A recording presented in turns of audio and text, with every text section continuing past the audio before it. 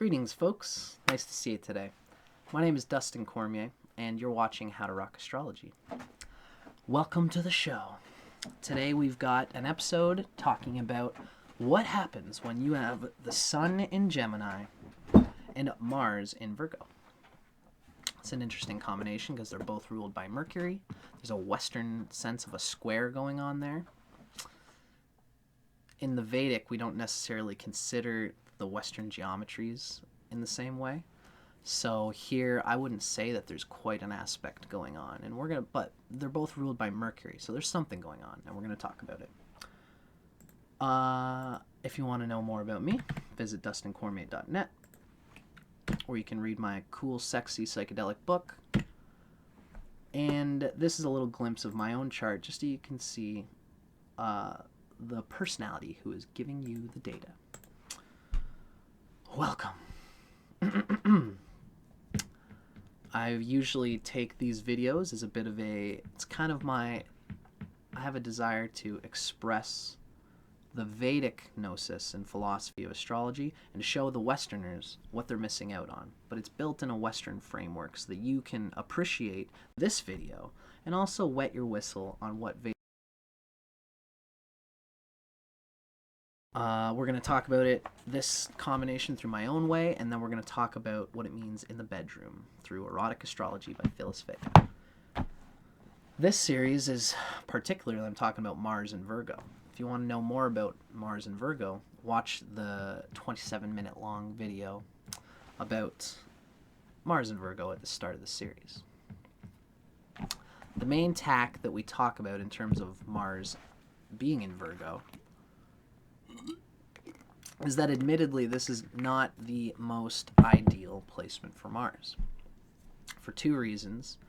Number one is that Mars is very close to its debilitation point in Cancer,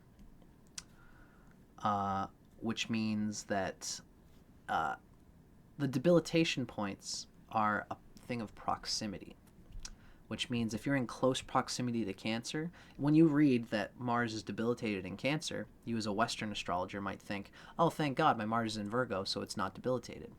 Well, it's proximity to Cancer, Basically Gemini, Cancer, Taurus, Gemini, Cancer, Leo, Virgo. Those are all bad places for Mars in a certain way. The reason is because Mars acts on emotions. Cancer has a summer solstice vibe, and so do all the signs around it. So it's like a hot energy that's like constantly on the button, on the pulse, kind of an erratic energy. Because this even builds up Martian hot erratic energy in the nervous system, because that's kind of what like Virgo represents. It's like the nervous system, the nerve endings, can make for a very ecstatically, anyone who has a lot of hot energy or planets in Virgo is very hot to the touch erotically. This Mars gets vitalized, energized, deeply sexy. It can, and it's got a sensitive body, and you can caress certain parts of this person's body that are like, Ruff. And Mars typically, in the soul sense of connecting with people, usually draws out the best of its gold when it is inspired by the soul of the person. Mars rules Aries and Scorpio. Scorpio is very revealing of how the depth that Mars likes to connect with things and with people.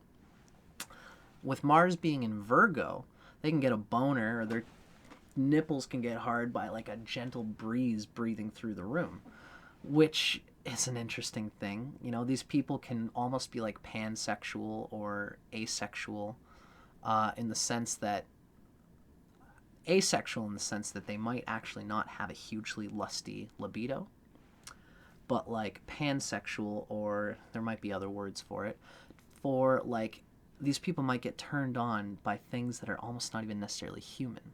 Gemini brings even more of this out, the Sun being in Gemini, where these people can get turned on by the sound of a receptionist typing on a keyboard. They can hear it, and just for some reason it's an audible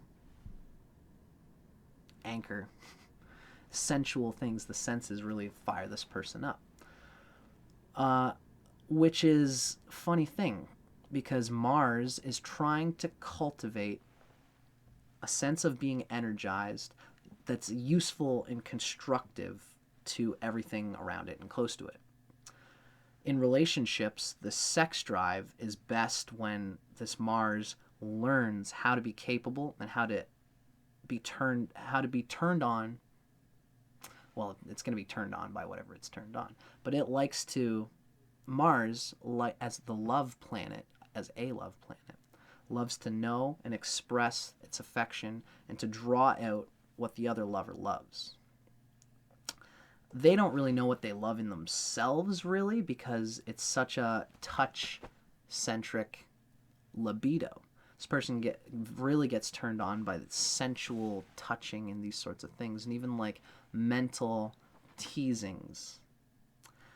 And it's almost as if like they get charged by the artifice of sentimentality and of love. But because they're so turned on by the surface of things, they don't feel the need to plunge deeper into a soul connection always with the other person. And this is also exacerbated by the Sun in Gemini. Sun in Gemini is moving away from its exaltation point in Aries, although it's still like pretty close. It's in pretty close proximity to Aries. So Sun in Gemini, Mercury's a good friend to the Sun. There's a positivity here. Now, Sun in Gemini and Mars in Virgo are both in placements of Mercury. They're not conjunct, which would be a whole different thing. Because they are separate but still ruled by the same planet, it's kind of like different directions of the same shape, funnel of energy, if that makes sense. What I've been thinking of saying for this particular combination is that Mars in Virgo has a steady rhythm, and it likes to be familiar with this rhythm. This is part of the problem with Mars in Virgo, is that it likes to conduct a perfect plan, a perfect formula for how it expresses love.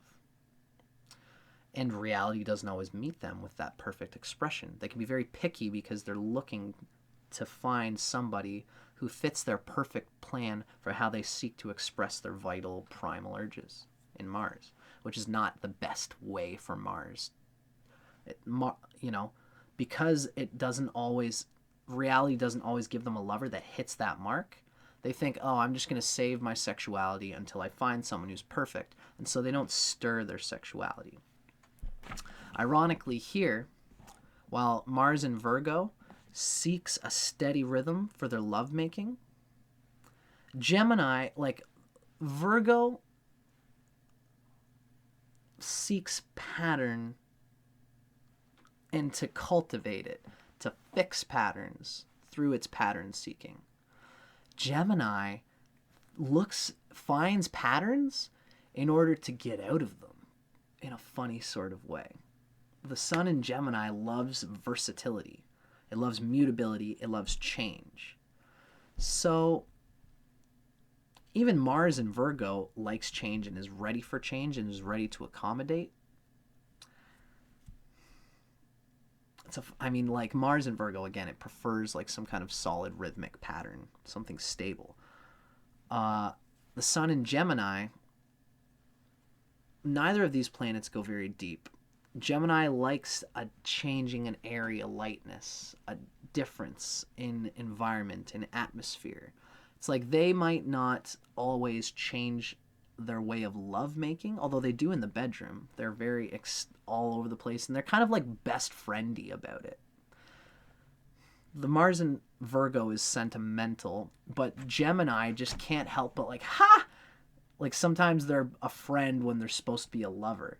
Like Gemini, Sun in Gemini is the type of person like you'll be making love with them and you're having a juicy moment, and you've got your hand on their heart, and they look at you all of a sudden and say, "Do you know that you make the funniest face when you come? It's hilarious." And then you're like, "Oh," like could have been a little bit more sentimental about that. So the sun in Gemini is flitty, flirty, flighty, changes patterns, but has a steady rhythm for its changing patterns. They are predictable. You can predict that they will be unpredictable in a funny sort of way.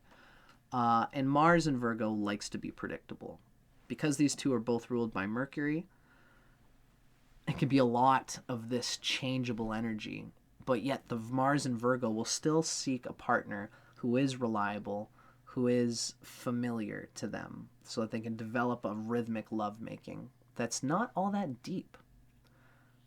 These people are more about friendships, having many quantities of cool, juicy friendships and sentimentality, support structures that help them be what they want to be. And they don't necessarily have too much of an interest of plunging deep into a person, although the Mars in Virgo does.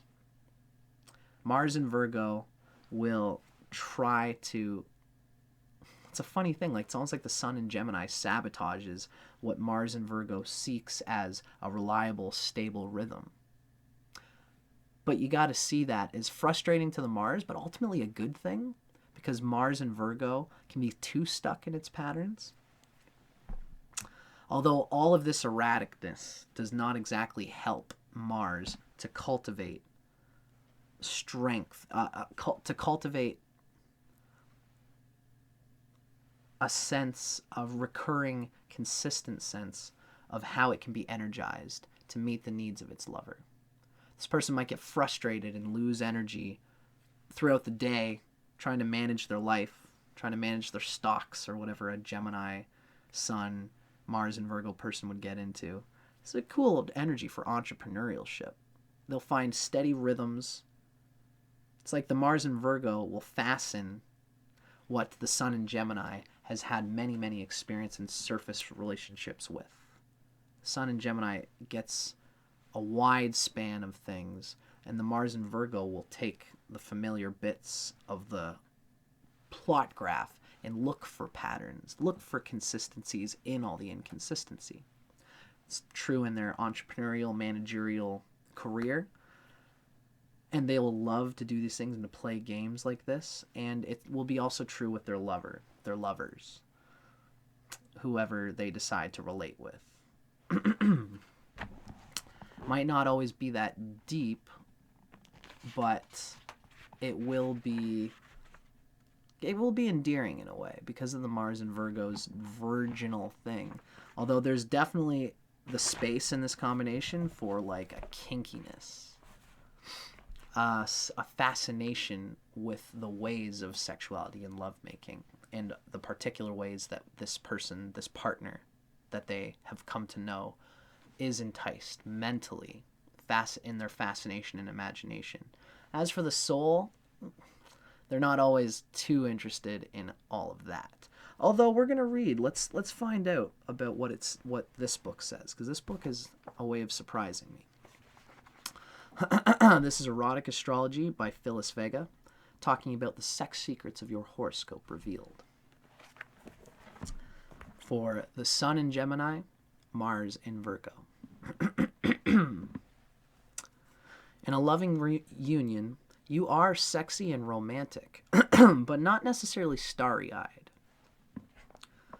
Although you are a caring and affectionate lover, you're unlikely to forego compatibility in communication in favor of moonlight and roses. Meaning, like if somebody wanted you to have a candlelit, moonlit dinner with all the atmosphere and to get close and hold hands and whisper sweet things in your ear, you're much more of like, maybe we should just go bowling and talk about life. Like the Mars in Virgo likes to just roll the ball, and the Sun in Gemini likes to have a change in atmosphere and differences and constant different lights, And like the Mars in Virgo will enjoy getting deep spikes of like what your soul is all about, but it's not going to be in like a deeply sensual thing, or at least a fixed pattern of a deep, alluring, romantic atmosphere. That's what I'm trying to say. It's going to be more about this like seeking deep sentiment and deep friendship vibes through moments that you wouldn't typically think are as romantic as like going in the in a swan boat through a tunnel of love.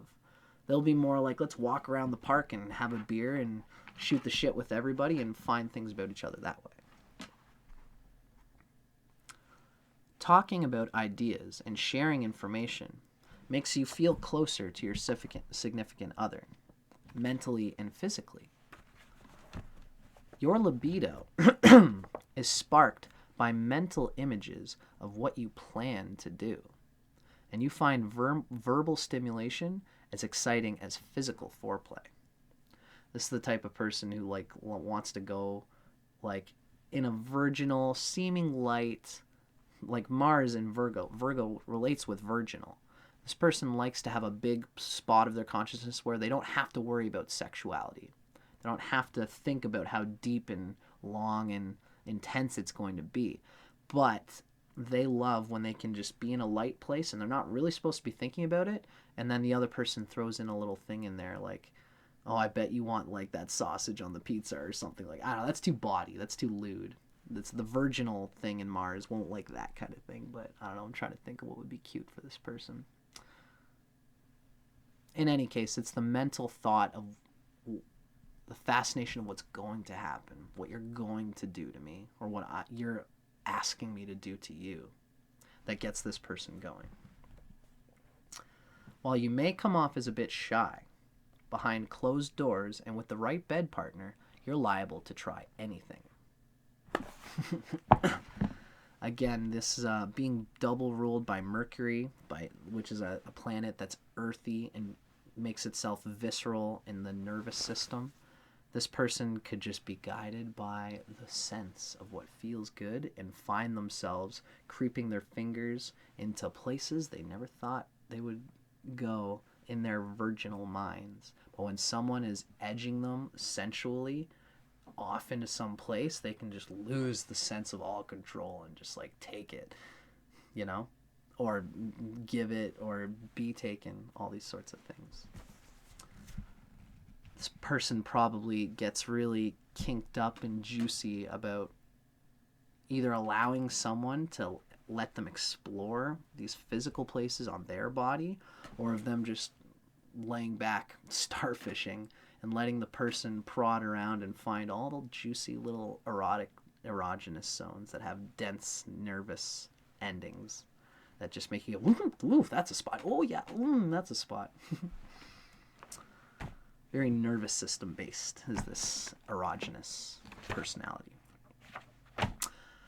That's what it seems like to me, folks. This has been a long video. I hope you guys enjoyed this stuff, the sexuality of it and what have you.